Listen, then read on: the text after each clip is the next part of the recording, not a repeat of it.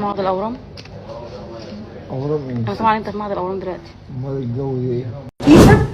العضو اللي اتاخد منه في البداية هو الخلايا الجذعية. السلام عليكم واهلا وسهلا بحضراتكم. النهارده معانا حاجات كتير قوي هنتكلم فيها، بس انا هحاول اختصر عشان ما اطولش على حضراتكم. الاستاذ احمد مهران نزل على صفحته وقال ان في واحد صاحبه حلم ان بلوجر مشهورة هتتقتل الفترة اللي جاية، ونزل صورة ليها بصورة مموهة كده يعني ملغوشة عشان ايه ما تبانش هي مين. وبعديها نزل برضو قال ان هو تم التحفظ عليه والتحقيق معاه وان هو ما معهوش اي ادلة. استاذ احمد مهران، انت بتلمح لايه كده؟ يعني هل ان حضرتك عارف مين صاحبة الصورة اللي هتتقتل في الفترة اللي جاية وحضرتك مش عايز تقول؟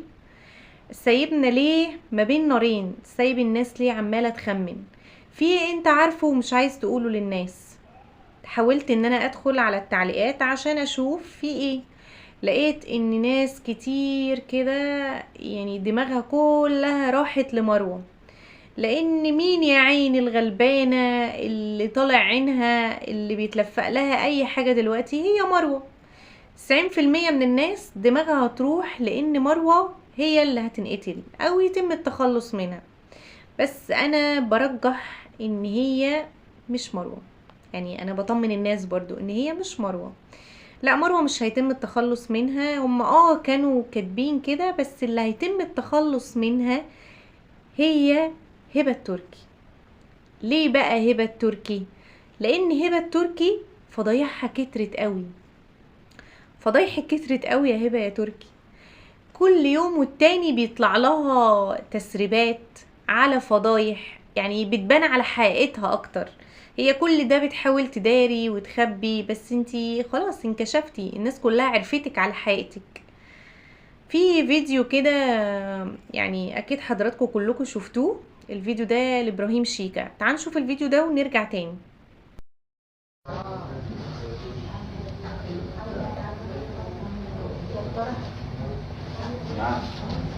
معهد الأورام.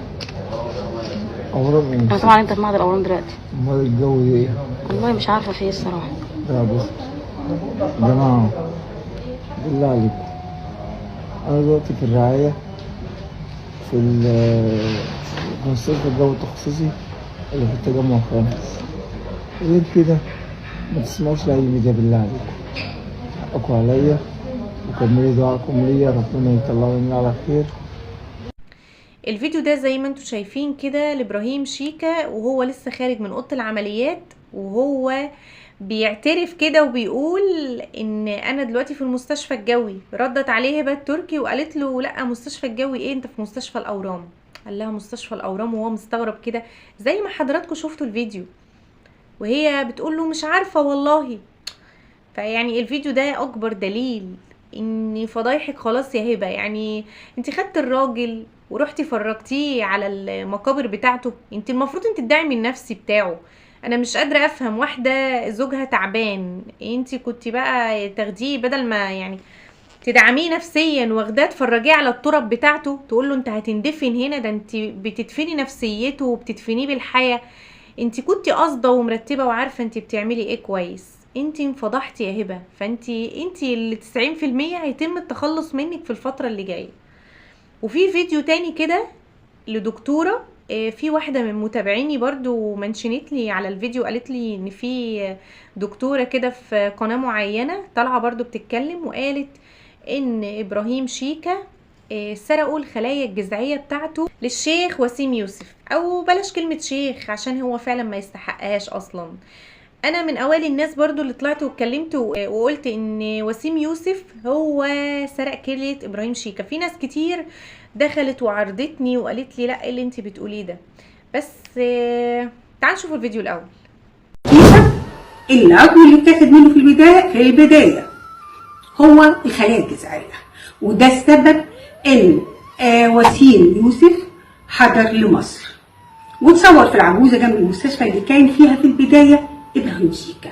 طيب ليه ابراهيم شيكا؟ قلنا وسيم يوسف في البداية كان عنده مرض في خلايا العظام، وهو مرض شبه حميد وشبه يعني مش عارفين نقول مالجننت ولا غيره، بس هو اسمه ساركوما. الساركوما ده علاجه بيكون باستئصال الجزء منه التالف، وفعلا حصل ان عمل كده في المانيا. بعد ما رجع من المانيا برضو انتكست حالته، فاضطر ان هو يعمل الخلايا الجذعيه، والخلايا الجذعيه دي ناجحه فيها بعض المستشفيات. زي ما حضراتكم كده شفتوا الفيديو زي ما هي بتتكلم وبتقول، يعني انتوا نفضتوا الراجل، انتوا خدتوا منه الخلايا الجذعيه، خدتوا منه كليته، والله اعلم انتوا خدتوا منه ايه تاني، انتوا نفضتوا الراجل قبل ما تدفنوه. في برضو ست كده يعني التعليق بتاعها منتشر بشدة، والله اعلم برضو الحقيقة فين. هي كاتبة وبتقول ان ابراهيم شيكا هو فعلا اندفن حي. هو يعني ابراهيم شيكا قالوا ان هو ادوله حقنة وان هم دفنوه حي، يعني هل ان الكلام ده صحيح؟ الله اعلم. بس في الاول وفي الاخر تحسوا ان ابراهيم شيكا له حق في الدنيا، بيوصل لنا رسائل كل يوم والتاني، بيبعت لنا رسائل بيقول انا مش هسيب حقي. يعني الراجل ده مش مرتاح في نومته، الراجل ده اتاخد منه واتسرق منه اعضائه، فهو مش مرتاح في نومته، فكل يوم والتاني بيبعت لنا فيديو وبيبعت ادلة جديدة بتثبت ان الراجل ده اتسرق اعضائه. الراجل ده كل يوم يطلع ويقول انا عايز حقي. الميت استحالة يبقى نايم مرتاح ومتاخد منه حاجة او له حق في الدنيا، مش هيسكت غير لما ياخد حقه، وهو له حق ولازم يرجع له.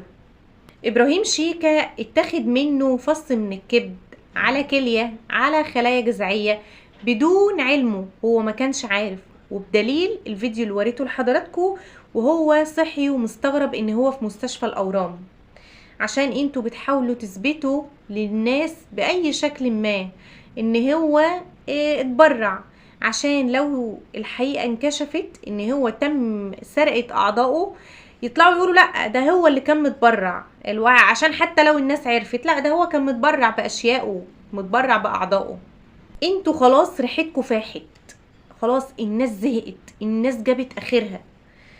يعني اخواتنا كمان العرب يعني من كل الدول قعدوا كمان متابعين القضية، يعني في ناس بتفتح لايفات وبتتكلم عن القضية. احنا كلنا زهقنا، عايزين نعرف الحقيقة فين، او احنا عرفنا الحقيقة اوريدي، بس عايزين بقى الحقيقة تظهر للنور. عايزين ابراهيم شيكا ده يبقى نايم في تربته مرتاح، خلاص حقه رجع له. اللي اسمها المشخصاتية اللي اسمها وباء عامر دي يتم القبض عليها عشان يشوفوا مين اللي وراها. عايزين الحقيقة تظهر للنور، احنا تعبنا خلاص. القضية دي خدت مننا حيز كبير قوي من طاقتنا وصحتنا، يعني خلاص نفسنا الحق يوصل لاصحابه، لا قصة بقى مشاهدات ولا ريتش ولا كل الكلام ده. زي برضو امبارح الاعلامي احمد رجب، في واحدة كده طلعت تتبلى عليه ونزلت فيديو وقالت ان هي مراته، وقال ان هو بيبتزها وبيعذبها وراحت اتبلت عليه. اشمعنى دلوقتي طلعتي وعملتوا فيديو عن الاستاذ احمد رجب؟ ليه؟ عشان هو اتبنى القضية بتاعت مروة؟ يعني هو لما طلب انضمامه للقضية بتلفقوا له اي حاجة؟ عايزينه يسيب القضية زي المحامين اللي فاتوا اللي سابوا القضية لفقت لهم اي حاجة عشان يتنازلوا عن القضية؟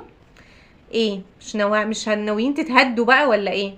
برضو المحامي بتاع وباء عامر طلع وقال ان تقرير الطب الشرعي اثبت ان ابراهيم شيكا كان فعلا مريض كانسر، وان هو مدفون بكليتين الاتنين، وان هو ما تم سرقة منه اي اعضاء، وان هو سليم جدا، وان هو عشان كان مريض كانسر ما ينفعش ان حد ياخد منه كلية او يسرق منه اي حاجة سواء بعلمه بقى او غير علمه، ان هو ما ينفعش يعني يتبرع بكلية او بفص او اي حاجة ايا كان.